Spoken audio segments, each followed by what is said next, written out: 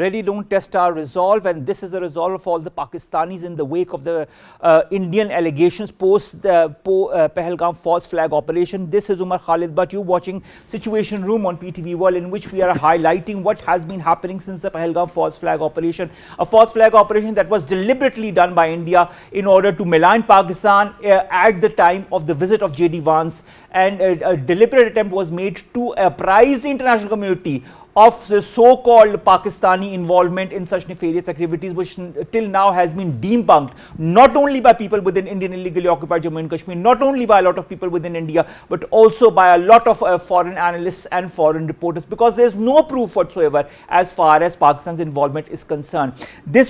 We of course, during the whole matter of the day, with our myself and our different colleagues, have been highlighting different aspects of this. We will be talking about the befitting response that the Pakistan Army has given to the Indian side on the line of control. We'll talk about the visit of the international media to the line of control that has been recently held. We'll also talk about the in-camera session with the political leaders on national security that was held by the DG ISPR and our information minister. We'll also be talking about Pakistan Army's readiness and also Pakistan's diplomatic successes. Pakistan has asked a closed-door session of the United Nations Security Council on this very issue, and Pakistan is also going to brief the UNSC about the Indian aggression post and pre the Pahalgam false flag operation. And of course, our Iranian foreign minister, Mr. Arakchi, also is in Pakistan, in fact, for this very issue, to somehow find a solution to the increase in tensions in this very area, which is not only going to affect or is affecting Pakistan, but will also in the long run be affecting the region and beyond.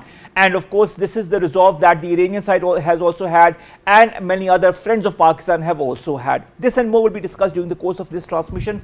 Let's begin. We've got three guests in line with us for this hour in the studios. We've been joined by two very, very dear friends and analysts. Let me introduce them to you one by one. On my very right is Dr. Zahid Shamsi Sahab, Foreign Affairs expert. Zahid, pleasure to have you in the studios. And of course, our very dear Major General Zahid Mahmood Sahab, who are our defense analyst, who also joins us in the studios. We've also been joined online, ladies and gentlemen, by Dr. Asma Shakir Khawaja, who is the Executive Director of CISS in AJK. Dr. Asma, thank you very much to have joined us as well. We'll begin with you, Zahid Sahab. Zahid Sahab, I'd like to understand a lot of things. There are so many things that are happening, but let's begin with the Pakistan's perspective. Pakistan has time and again denied any role in the Pahalgam false flag operation. There is no proof whatsoever. Nothing has been given tangibly to any player, regional, international or national, since that happened on the 22nd of last month. Foreign media and our local media has visited the line of control along with our information minister and has been briefed as far as that is concerned. Ground realities have also been shown. How significant are such visits on the line of control, especially for international media as well, in order to highlight the truth behind all the fallacies that are being created by India? Bismillahirrahmanirrahim. Thank you very much for inviting me over on such an important subject, ongoing subject. I would just take you back once we welcomed each other in the 21st century. Since then, Pakistan has time and again stated that our land will not be used for any military operations beyond our borders. And we are sticking to that. As far as your question concerned, that media's role and taking them to the borders, we have done this before every time a false flag operation took place. You would recall 2019 also, when India claimed that they have killed over 350 people in a terrorist camp. We took the foreign media and national media over there, and we found out that 4 trees were damaged and 1 crow was killed. So therefore, it is very significant that we have always been very open. Government of Pakistan has immediately responded, and interestingly, without any investigation, any worthwhile investigation, since everything is pre-planned, India and Indian media, which is already always ready to support Modi's agenda. That is why it's called the Godi media. That is why. So we took you people over there, showed you the area and environment, and Nick Robertson has actually interviewed the people over there. He's a well-known journalist from the US. So therefore, what we have said again and again, and we will say it again, that we have nothing to do with such incidents. India does it repeatedly every 5 to 6 years. I fail to understand what is the motive behind it, because, and how many times does India want to go through this national or international embarrassment which it causes to itself and to its armed forces? But the fact is, Sahib, it never, to date, even for the past false flag operations, has never admitted to the truth. That's what I am saying, that it does not draw right lessons from previous incident. It has been beaten again and again by armed forces of Pakistan in the 21st century, and in particular by Pakistan Air Force. But it does not understand. Why? Because the Indian military is not truthfully telling its political leadership that, sir, we cannot do it. It is beyond us. Pakistan military, alhamdulillah, has grown to a level where when Qaeda-Azam said the Air Force should be second to none, it is now, alhamdulillah, second to none. Alhamdulillah. Not only Air Force, but Army and Navy also. So, unless military leadership of India tells the truth to the political leadership, sir, it is beyond us, they will continue to do it. At least Modi regime will continue to test Pakistan's resolve every 5 to 6 years to see whether we can penetrate through or not. All right. General Saab, something that's very interesting, we were also discussing before the program. Zia Saab talks about the Indian government not being truthful to its public. I'd like to give ask you another version.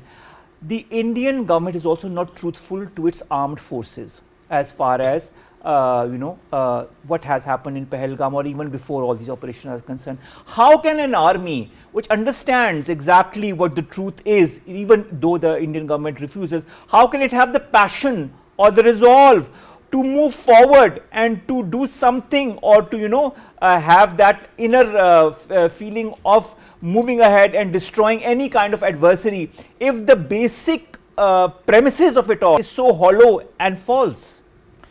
Thank you very much, Omar, for the invite, and it's a pleasure to be with Dr. Saab. Look, Omar, the soldiering pride lies in the recognition of the people of the country. That's the only requirement of any soldier, for that matter, whether highest leadership or maybe a normal soldiers fighting in the field. And especially war itself has such a spirit that to fight that war, you need to derive spirit from the people.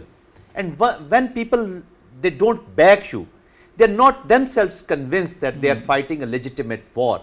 Once the people of the country are not satisfied with the purpose for which you are fighting, you will never be satisfied. It's now a naked truth, not only in the world, but in the eyes of the world, but also the general public, the sane public in India, the political leadership. There are, India is a big country. There are sensible people in that country also who clearly understand what is going on, and they know the capability and quality of the Pakistan army also. In previous escalation during that Balakot incidents, Pakistan actually regained the deterrence within no time, 24 to 36 hours. So that was the purpose, to regain the deterrence and regain the control, that look, if you will take some action, you will be responded upon. And that happened. So the people, the sane minds in India, they also understand, and now they have started talking about it. International community has already rejected this false flag and all that stuff, and because all the they exactly know from where it is coming. Yes. So it is the Hindutva, and now they are trying to turn the entire India. They want to drive that ideology. They want to see the Indians totally, saffronized India they want to see. Although we have been fighting with the Congress, but more or less, sometimes I hear many people in Pakistan that they talk about only the Hindutva mentality. But as a whole, This has been coming from the state of India, to be very Agreed. honest. So we should Agreed. not have any doubt about it. Some are fanatics, but Alhamdulillah, we should run a trend of Shukriya Modi, or thank you very much Modi for Uniting the country? uniting the country, uniting us, and then creating friction amongst your own country. So now people have realized that this extremist policies, this extremist Hindutva policy is not taking India to what they have promised with them. So same is the case with the armed forces. Armed forces, they come from the society. So once the society is impacted, of course, I've been a soldier all my life. So I exactly know we sacrificed for so much for Pakistan. We did a lot in the Waziristan and Bajor agencies in 2007-8 when I was Lieutenant Colonel, got severely injured also. But today I have sent my son to the military. Why? Because I had belief in whatever I was doing for my country. And there was a recognition by the people of that, not only from FATA region, but from the entire Pakistan. So we are like heroes in our society, alhamdulillah. Everybody gives us so much of respect that is much more than enough. I don't want anything else, but the pride which I am taking from the appreciation of my own people. So why should be the military? Why they are sacking the military generals? They have already sacked 3 top leadership. So what is the reason? Because they are telling them the truth. They are not into the war. Mentally they are not into it. So these are the things which have been reported. There must be many incidents which are not in our knowledge. I totally agree with you on that. Dr. Asma, thank you very much again to have joined us. There were ceasefire violations very recently in Nakyal, Neelam and Haji Pir. There was swift and strong reaction by the Pakistan army. Has the message been sent to the Indian military establishment and political leadership as far as Pakistan army's readiness is concerned? Yes, definitely. Pakistan Army's, I would say, readiness and preparedness actually surprised India. And it was a pleasant surprise for us because only in few hours Pakistan Army from the position of peace, they were ready on the front foot for any challenge imposed by India. So that is good. And Haji Pir, the violation of LOC in Haji Pir, we were expecting it because it's an area which is surrounded by Indian occupied Kashmir from 3 sides. So Indian military is thinking that maybe it is like Crimea of Pakistan, and it is very convenient for them. So giving a befitting reply on Hajipir is really heartwarming, and that tells a lot about the tactical superiority of Pakistan army and preparedness. So as I said earlier as well, that the surprise is the most important element of any war or any military project. So, but right now, Indian military till to date, during this Pahalgam incident crisis, has failed to surprise us at any point, because we whatever posturing they are developing, and whatever Modi and his political allies are saying, we were expecting that.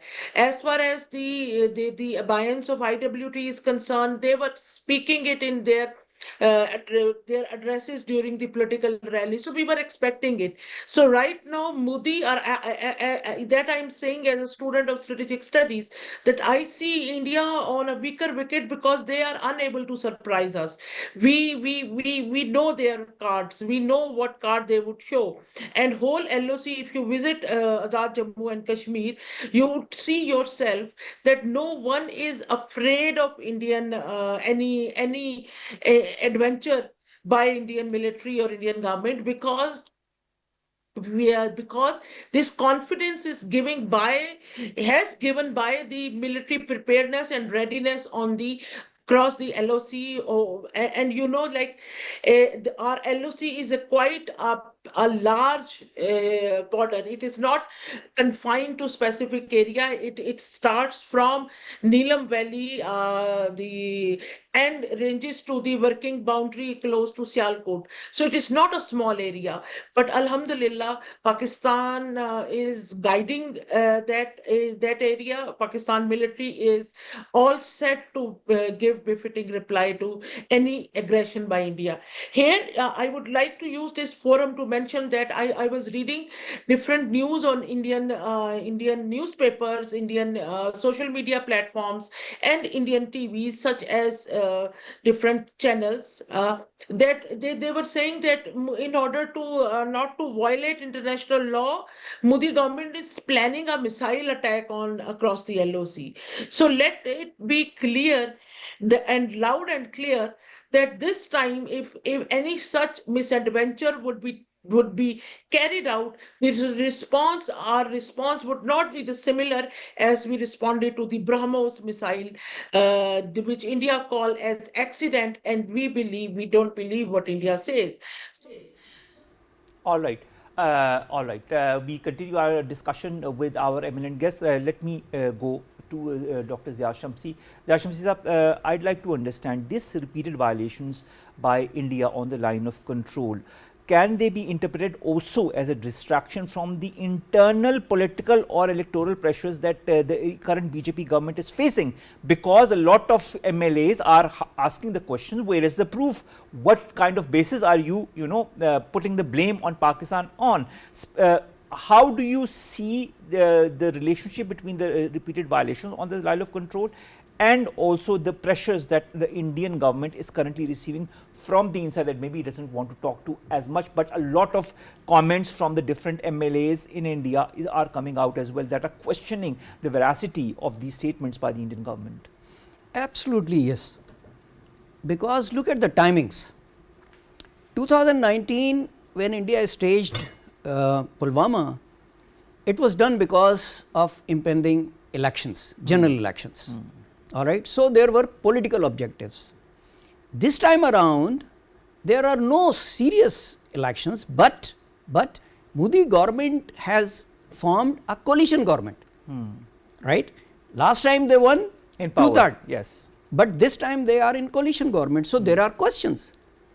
And Indian Parliament, if you have followed their proceedings, Lok Sabha is fairly open, and they do question the government in a very harsh way also. Just look at the timings. When the world was busy in Middle East, when the world was busy in Europe, as far as Ukraine and Russia is concerned, Modi decides to test Pakistan's military once again. Time and again we have proved that you cannot, Khuda na khasta, better us. But he is not understanding. Why? Because of political motives. There are no military objectives. He knows that military cannot move an inch inside. It is the political gain. Why? Because he proves by doing so to his own people or his own Hindutva crowd that I am a superhero and I will fit the Muslim country which has indirectly ruled us for over 1,000 years. So that is the political motive that he has. Why? Because of domestic politics. He wants to remain relevant in domestic politics and come out of this coalition government and form a new full-fledged government or a powerful government. Doesn't it remind you of Netanyahu? It does. He is inspired by Netanyahu. Indian military strategy since last 12 to 14 years is inspired, this targeted operation or hot pursuit and all, it is inspired by the Israeli strategy. But what India is failing to understand is that Israel successfully conducts its operation against people who do not have a state, who do not have arms and equipment. They only have their lives and they are laying it down. But here, it is Pakistan, Alhamdulillah, 240 million people plus, and the armed forces, the backbone of the country. So therefore, Modi should understand, but I also understand his problem. He wants to remain relevant as he was after 2013 and 18 within the country. So any pretext that he can take, he will take just to remain relevant as far as Absolutely, this is what my view is. All right, General Saab. All right. I mean that's interesting. You know, Zia Saab talked about strategies. Let's talk about Pakistan's strategy. What message the successful training launch of the Fatah series surface-to-surface missile under the exercise Indus sent to adversaries amidst these regional tensions? Omar, this craftfully drama has brought, you know, another dimension to our response to the, especially the military response to India. That, you know, after Pulwama, they carried out, they went with 370 and 35A in a political and policy domains, you know. Then now after this drama, they have tried to, they want to get out of this Indus Water Treaty. So this is from since 2021, especially their effort after 2023, we were smelling something is coming, you know. Of course. So they wanted to do something. They wanted to revise the Indus Water Treaty last year. Now once they've spoken about this, they'll be getting out of this treaty. So what Pakistan has done is, with a brilliant finesse, that they declared it as a national vital interest. The implication of this declaration is that this is at the levels of what we talk about, the sovereignty of Pakistan, security of Pakistan, the geographical defense of Pakistan, nobody is allowed to alter, and Kashmir. So these are the supreme vital interests of the state. Now once you declare something as vital interest, the implication again is that this state of Pakistan will use all available means at its disposal to defend and safeguard this interest. So once you have declared it, now you have to, you know, posture, and you have to show the capabilities also. So this is, Pakistan is actually gesturing them, telling them to avoid the war also, and telling them very clearly that what will be happening with them. From a tactical operation, from a tactical application to the most highest level strategic application, Pakistan is ready for not only quid pro quo, but Pakistan is ready with quid pro quo plus. So you'll be finding this state 2-notch, 3-notch up the escalation ladder, wherever you will go. And I'm not making a rhetoric, to being a responsible ex-military journal of Pakistan, a journal of a nuclear state, I still want that there should be peace. War is not the solution of the conflicts. True. Okay. The nuclear program of Pakistan is the program of peace. Our armed forces are the militaries of the peace. These are the military, our military and our programs, our missile programs, our nuclear program, our military are for the stability of not only Pakistan, but it is for the stability of the region, and further for the stability of the world. We have been contributing in United Nations. So this is a signaling, posturing, and if you remember, a chief of the army staff went to see the training of the strike corps of Pakistan. So this is a clear message that yes, we are not only ready, we'll take this battle into the Indian territory. But unfortunately, they may try to keep it limited within the Kashmir. So once the war is Kashmir, so any house getting damaged, any displacement of the people, whether this part of Kashmir or that, we will feel more pain about it. So we understand the sensitivity of this war, but Pakistan has other options also. Then initiation of the war is, if that is in their control, they've already initiated in the form of proxy. We are already facing Jafar Express, of course, and all the proofs that have been given in the ISPR's two press briefings are proof enough, you know, yes, of that their Mr. Majid and the way their raw is, so it's even if they're, you know, we are finding them in Canada, America. So this is the lead instrument of their a document policy on raw on Telegram that has also unearthed a lot of secrets. That is very clear indication. This is, that's why I always say that we must run this trend of Shukriya Modi. Their raw is also vulnerable. They are under directly influence of this Hindutva mindset now, this lead agency.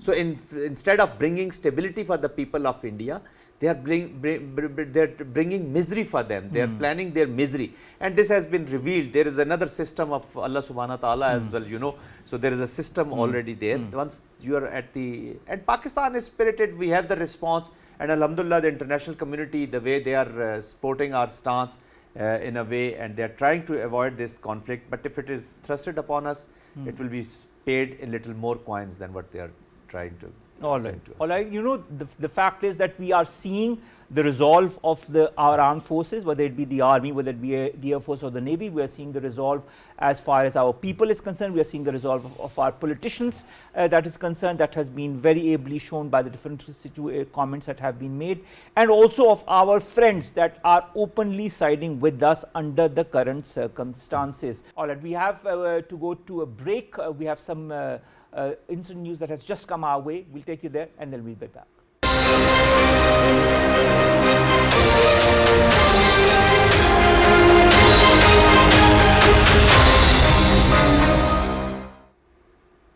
Welcome back to the Situation Room. Asma, Shakir, Khawaja, Saeed, tell me a little bit about the different countries that have openly shown their backing as far as Pakistan's stance is concerned, whether it be China, now Malaysia and other countries are also joining the fray.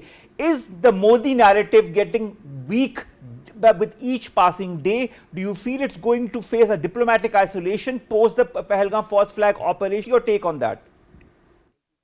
Yes, see, this is, we should appreciate the policy of government of Pakistan, because on diplomatic front, we have left like no stone unturned to make the world realize that Pakistan wants peace and Modi regime is the net insecurity provider in the region. We have raised the right questions in front of international community, and we demanded the right thing regarding independent investigation, and all those arguments convinced international community to side by Pakistan or peace and avoid Modi's war jingoism and support it.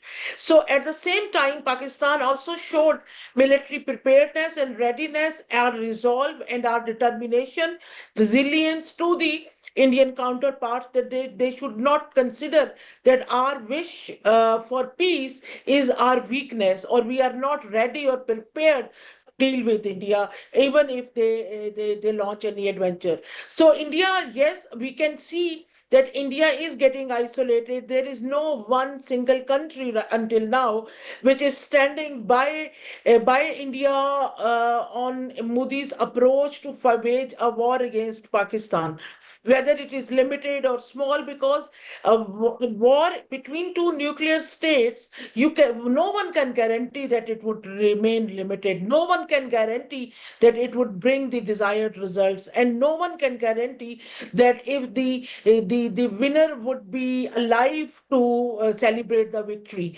because it's a dangerous, volatile region. So I think that with the help of international community, it is the right moment for Pakistan to make the international community realize that conflict management in Jammu and Kashmir region has failed till to date, because anytime, whenever India wants, it conducts a false flag operation and change the whole scenario of peace and stability for Pakistan. So it is the right time to avoid any such situation in future between the two nuclear rivals. It is important to find and work for the resolution of Kashmir dispute as per UN resolutions. So along with that, it is, you said that why world is not taking Modi seriously. See, Pakistanis are not even taking Modi's threats to war seriously, because for last 10 years it has been so many times that during the election rallies, political campaigns, international visits, while addressing the international institutions, Modi and his foreign minister or his ministers have so many times threatened to Pakistan with a war, and they threatened, even today they threatened that they want to take Azad Jammu and Kashmir, they want to occupy it. So this time Pakistani nation is behaving as if like we are fed up of their such threats, and plus we are confident.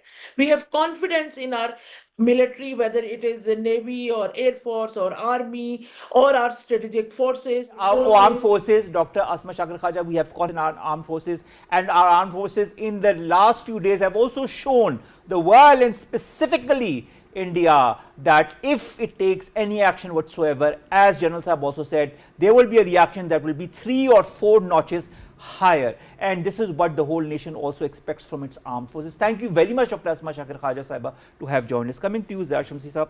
Sahab, I'd like to understand, our Prime Minister talked about the independent probe, impartial probe that needs to be held. This is what China is also saying, this is what now Malaysia is also saying. Will India ever concede to that? No, because the motives are different. Political or objectives of India were different. It is purely domestic politics. I can assure you that. It has no regional agenda, it has no international agenda. It is purely domestic politics and to wriggle out of Indus Water Treaty and nothing else. And this rhetoric of AJK or GB etc., India knows it, Indian military knows it, that it is not doable.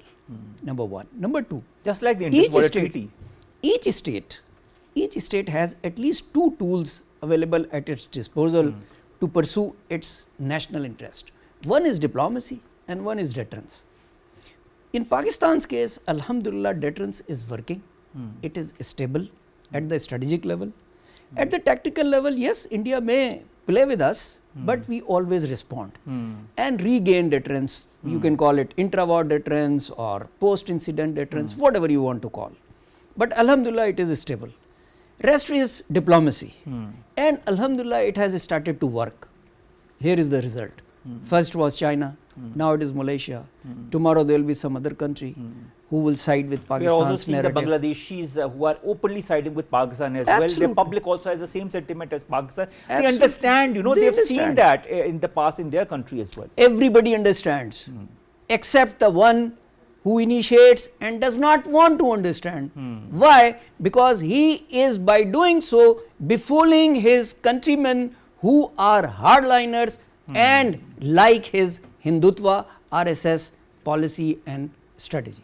Alright, General Saab, coming to you, shouldn't the United Nations now intervene? Pakistan has asked for a session with at the United Nations Security Council in which it is going to apprise them of the latest situation as far as this false flag operation is concerned. How important will the role of the UN or the UNSC be? Shouldn't the UNMOGIP, that this is a question I asked Dr. Asma, the UNMOGIP that today does not have access to the IIOJK, shouldn't be given access along with other United Nations agencies to conduct an impartial probe as to what really happened? Absolutely. Omar, look, just before I comment on this UN, and it is important for UN also to intervene, because there are two countries which are really challenging the rule-based societies. You know, after the World War, you came out with this organization, United Nations, to keep the world in some order, the functioning of world in some order. So there is there we can protect and we can enjoy the rule-based society. Two countries in the world are challenging it now. Israel in Middle East with Likud party and Netanyahu in power, and India in this part of the world with BJP and Mr. Modi in power. So these are two sister political parties, you know. And as we were so it is important for UN also, you know, to keep the world. It is this war between two nuclear countries and this war on water. These are two things which can set extremely dangerous precedents in the world. So we need to stop it now. If you want to really do the conflict resolution for future also, you know, prevention is better. So be preemptive in your approach then, instead of, you know, then again curing the whole thing, or again taking the protective maneuvers, or going for the de-escalation or something, while to have a conflict. So this is important for the international community also, that a nuclear conflict between two nuclear countries has to be taken serious by all. So these weapons remain the weapons of stability and peace. One. We were talking about the politics. Once we were all discussing that this is for the petty politics, you know. So this reminded me of verse, a poetry from Rahat Indori. He's an Indian poet. He used to say that सरहदों पर बहुत तनाव है क्या, जरा पता करो कोई चुनाव है क्या. So this is what this thinking is always. I think we'll end it on that. We are a bit short of time, but General Saab, I think you ended it on a very good note. Everything that India has been doing has been motivated by political concerns in India for political gains in India. Narendra Modi or the BJP government does not care about how many lives are lost, Indian, Kashmiri or Pakistani. All it wants, all he wants is that his party remains in power, that he remains in power. It is time for the world to realize that. General Saab, General Zahid Mahmood Saab, thank you very much to have joined us. Dr. Ziaul Haq Shamsi Saab, thank you very much to have joined us. We'll be back after a short break. Stay tuned.